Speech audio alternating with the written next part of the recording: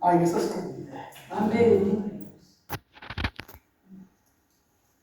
uNkulunkulu bazalwane angasebenzisa noma yini.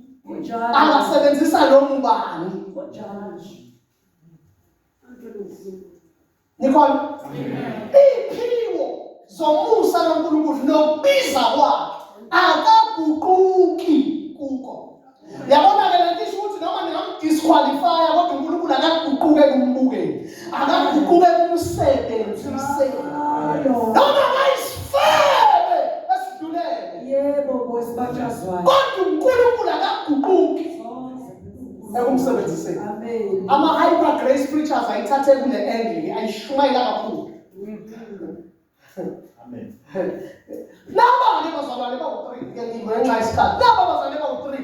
Umondwele bayimfundisa ngale ndaba. Iy'phiwo zihlukene kathathu. Iy'phiwo nje eBhayibhelini lonke iBhayibheli. Hlukene kathathu iy'phiwo. Khona isiphiwo esivela kuNkulunkulu. Nangu boys umkweso.